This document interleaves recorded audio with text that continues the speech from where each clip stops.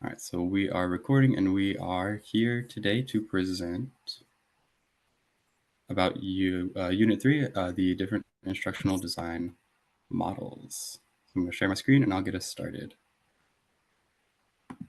As long as my computer is being normal. All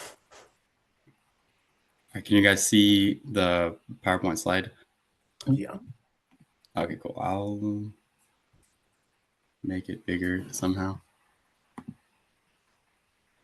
Oh, no, that doesn't work. I don't like that. We'll just go like this. That'll be fine. So I'll start by apologizing for my camera. I normally bring my nicer document camera from work, but I forgot it today, and so the built-in camera on my computer is broken, and this is kind of as good as it gets. That's fine. But to kind of start during the reading and during going through those different videos and resources that were provided to us, the first design model that I found that I felt like I kind of connected with and I thought was interesting was the ADDIE model. I chose this one because when we did look at those job postings on Indeed and LinkedIn and stuff, a lot of them mentioned like one of the requirements was, do you have skills with ADDIE? Are you familiar with the ADDIE process? And so I said, okay, well, let me make sure that I'm at least somewhat familiar with this, because this is really the first time I've taken a look at these design models. I have heard of them and I kind of tangentially knew about them, but I had never taken the time to really dive a little bit deeper into them. So some of the benefits of the ADDIE model is it's a waterfall model. So kind of going from the image there, you do every step is kind of discrete. You analyze, then you design, then you develop, then you implement, then you evaluate, and then you go from there. But it's all kind of step by step by step, which I think is a good thing for new designers. The steps are really easy. Sorry, my cat is pooping. It's great. That's what they do. At least nobody's trying to eat him. But it's a good process for new designers. It's well laid out and it's really thorough.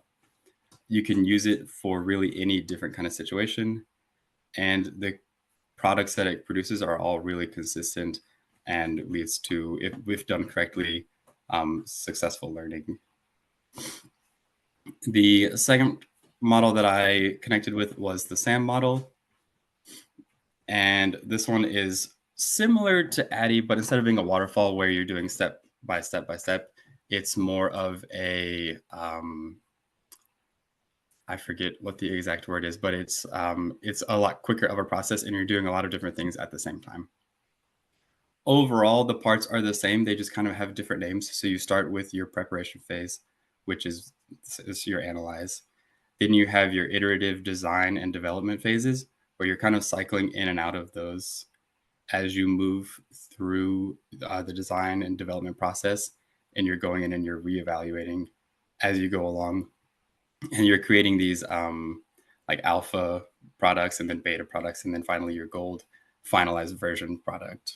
So I thought that was really interesting, where you're essentially releasing partially unfinished products as quickly as you can.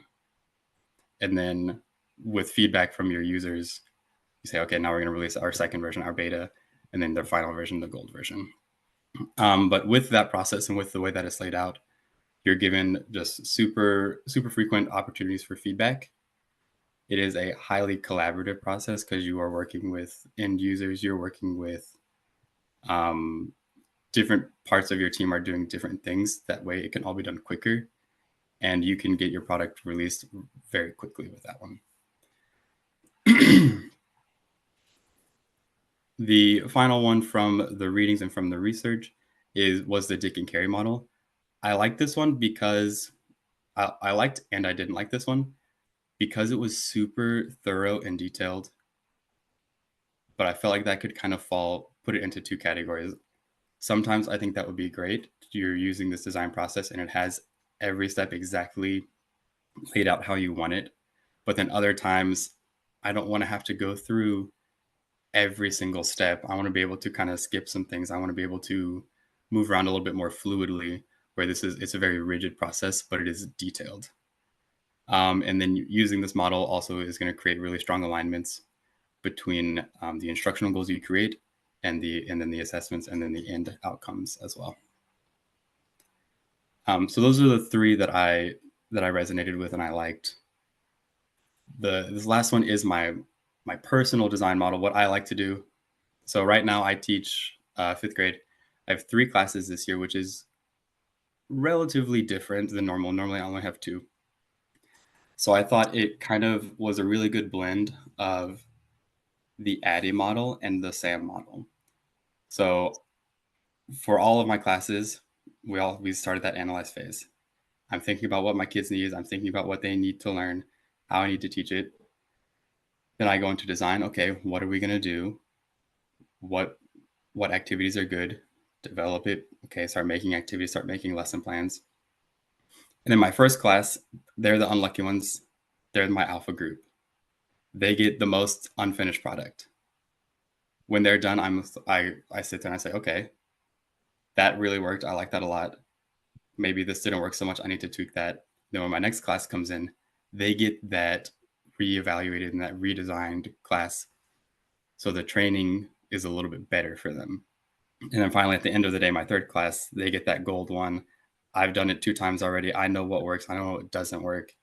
And I'm able to give them the best kind of experience, which feels unfair for the first group because they're getting the roughest end of the stick. But that is just unfortunately the way that it's worked out so far this year. So yeah, that is my presentation. Did y'all have any questions about it? No questions, but just a comment. I did not necessary. I felt like the Dick and Carrie one was really involved, and I didn't make that connection that you did with the alpha, beta, and the goal, but I absolutely agree with you.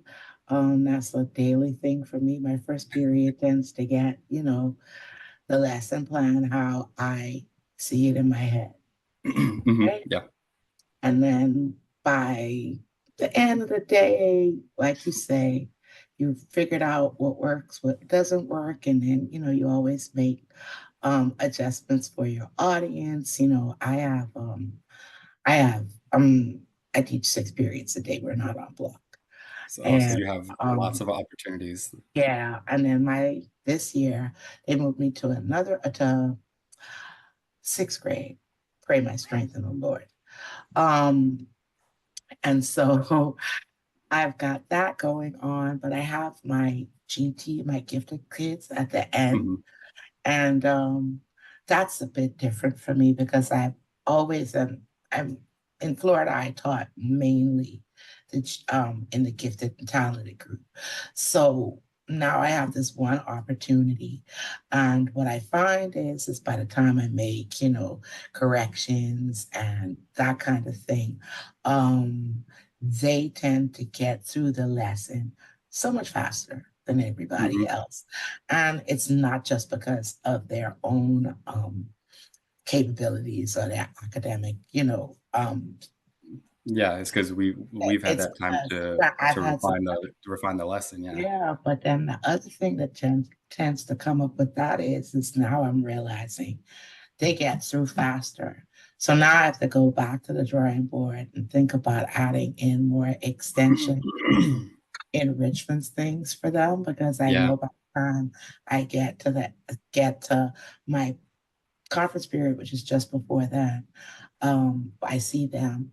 I'm now spending time kind of just trying to design something else Yeah. that enhance and enrich their learning. But I appreciate that because I really didn't make that connection. Yeah. I like that you were able to blend the two concepts together because I did find, like, as you're going through different models, there's things that work really well within them, and so Mhm. I feel like sometimes depending on what you're teaching, you're pulling from this model for this thing, like I like backward design because, like, in Yeah. band, we have to kind of start with the end in mind. Okay. In the spring, we want to play this kind of music. So what do I need to be working on in the fall to prepare the kids for this level of music? Or like in our 6th grade, okay, we know these kids might be in our top band next year. So where do they need to be at the end of the year? How do we pace that? And so there's so much good in that, but then there's other ones like the Addy model that do have you like doing very sequential stuff. And so it's fun to see you kind of merge a few of those ones that you like so well. Good job. Yeah, thank you. Yeah. So Bernadette, do you want to go next or should I? Sure, I'll go next. Okay. My PowerPoint is very basic, but it is. I think you need to give me permission to share.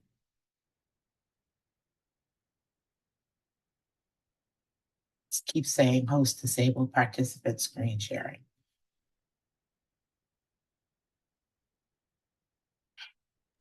Okay, I think I've updated our settings. You want to give it a shot? Okay. Yay. All right, screen. What am I doing? Move screen. Okay, share my screen. And I will go here. Bear with me, please. Oh no, did not mean for that to happen. Here it is.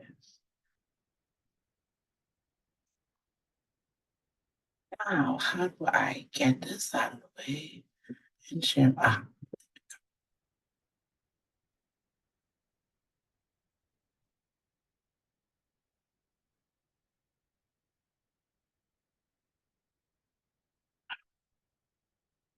Okay, so I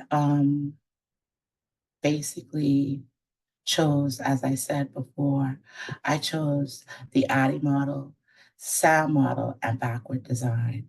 Um, Not to reiterate or go over it again, because you got Joshua, you already did the ADDIE models and the SAM models, so I don't feel like I really need to go into that. But what I do like about the ADDIE model is it seems to be the industry gold standard. Like you said, anytime you look at a job post or anything of that nature, ADDIE tends to be the model that stands out, the thing that they want you to be familiar with. I spoke to you guys about having done some instructional design workshops with instructional designers, including Idle Academy, and ADDIE model seems it is the model that they push that and backward design. The sound model I was not that familiar with. Um, I like it because of the consistent feedback, and you making the connection for me earlier made me realize that that's probably why it resonates with me, because it's something that I do every day in my teacher practice. Come together, put some out, something out, and change it based on the needs of the learner. The other one that I will talk about is backward design. Um, I backward design resonates with me, and I not think, but it's mainly because of my profession as a teacher, starting with the endpoint, right? To plan any lesson, I take my teak, I break it down, and within that teak, the verb tells me what my kids need to know and how they need to know. And so the backward design to me feels like a natural way to design learning experiences for anybody just needing to focus on what it is that they need to know, or how they need to know it, or why they need to know it. And that then drives my learning objectives.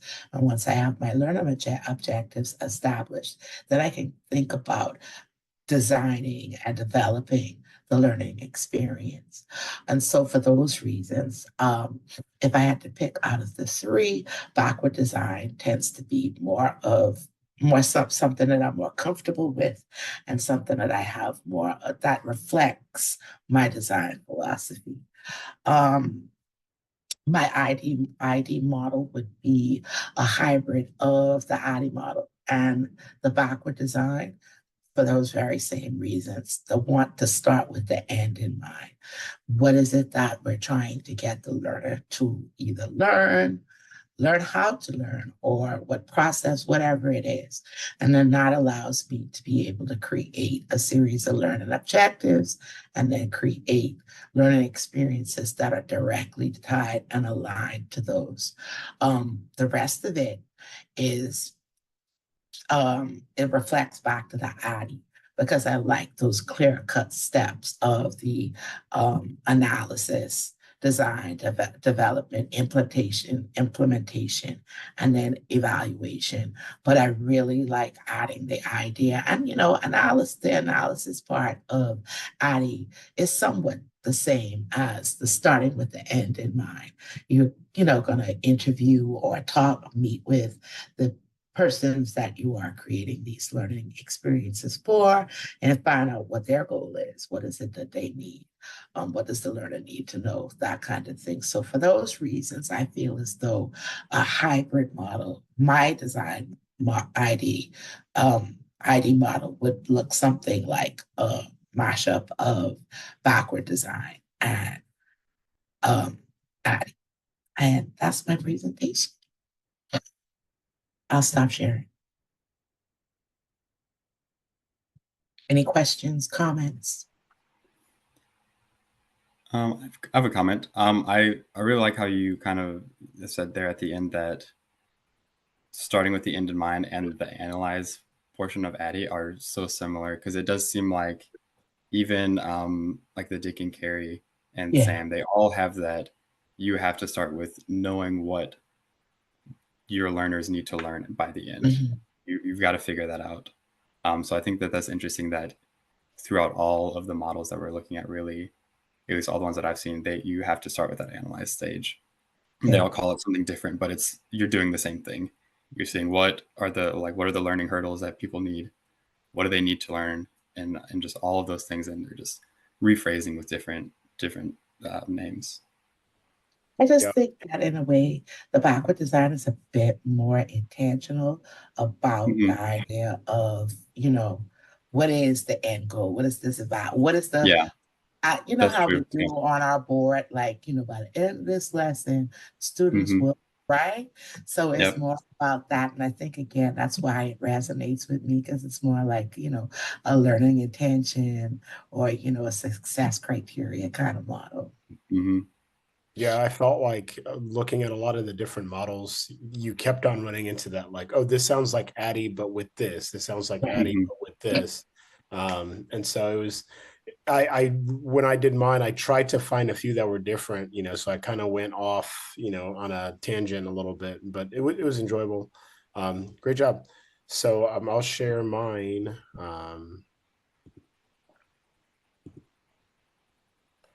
So are y'all seeing the screen okay? Yes. Say instructional models. Okay. So so my first one was Merrill's Principles. This was one of the different ones that I found. And I liked it because it's based on making everything relevant, and I remember like having a calculus class, in pre-cal in high school where the professor or teacher would basically put the equation on the board and show us how to solve it. And so we all knew how to solve it. It was a block scheduled class. So we had a 90-minute math class where we learned how to solve these equations, and we solved something similar to it. But I never knew like how relevant it was. I never knew like what experiences I would have with that equation, only for like, okay, I solved it and I got my A. What's the next thing? And so I really like that it takes you through all these steps where, a student learning is best developed when you're making relevant real world connections, and then you connect the previous learning to current objectives.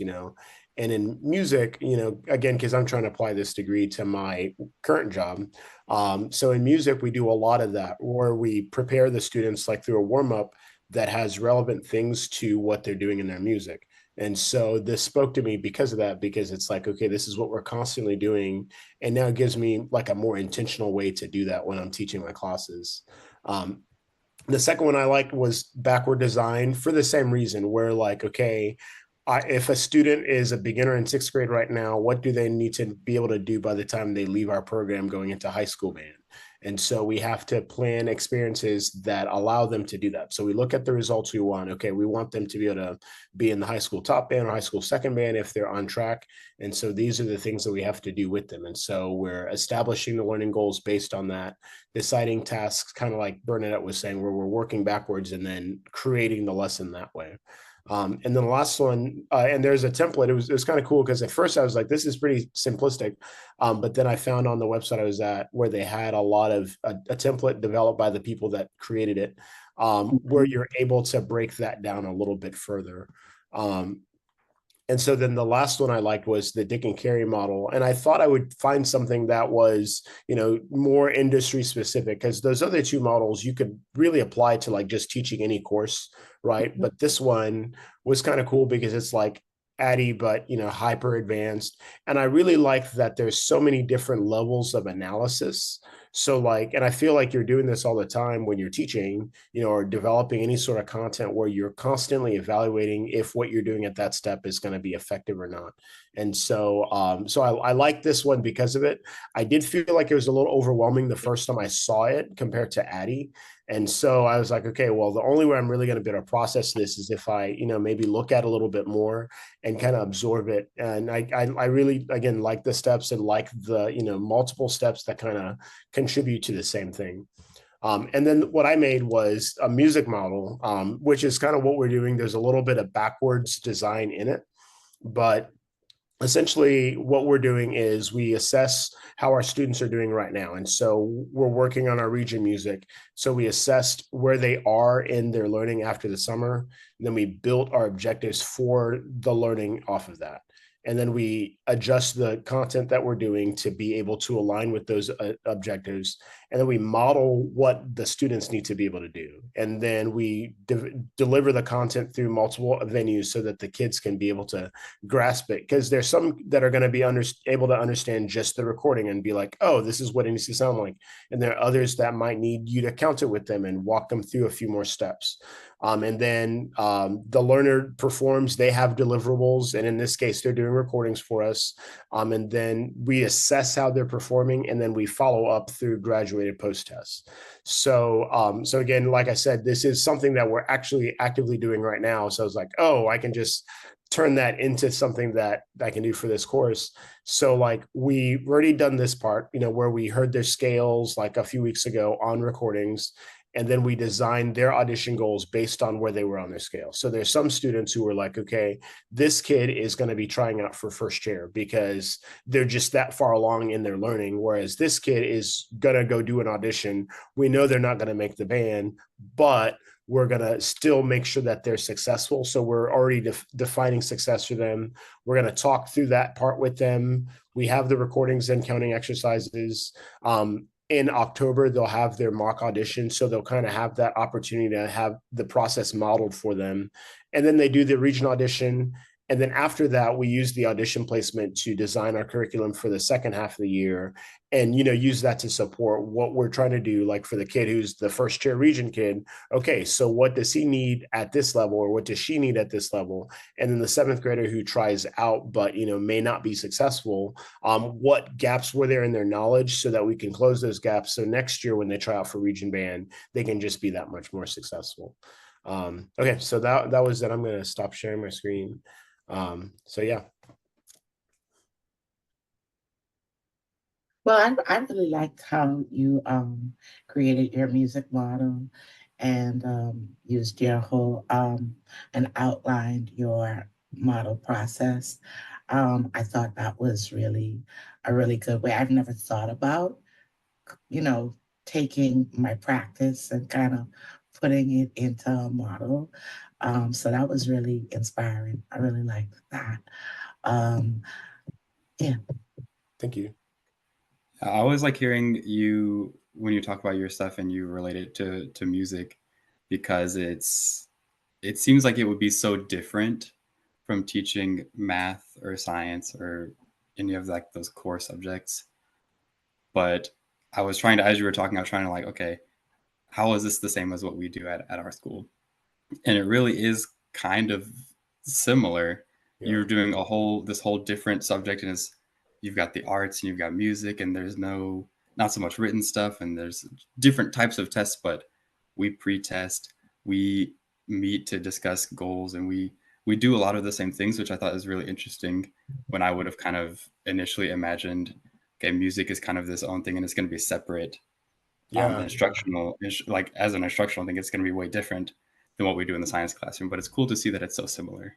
Mhm. Yeah. I love going to the classes that our kids are in because I actually steal from those teachers, like, okay, because you guys have to have your clear objectives, and we get away with like administrators not really knowing what we do.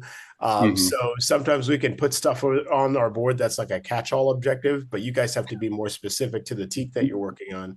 So it's fun to walk into those, gen ed classes and be able to steal that, because then our kids, because they're in those rooms, 6 out of the 7 class periods, so when they come to us, if we do something similar, then it's consistent rather than it Hmm. being like, so I mean, the love definitely goes both ways for sure. So It was definitely eye-opening. Like Josh said, I probably like Josh felt you see the band, your kids are in band, not really sure what y'all doing there. It's a lot of noise coming out of there. There's instruments everywhere in my classroom, that kind of thing, but not really, really, really, really sure. But it was really eye-opening that, yeah, this is exactly what we all do. Don't have any familiarity with your tics, but I can tell you that's exactly what we do. yeah. All right, well, thank you guys. I'm going to stop our recording.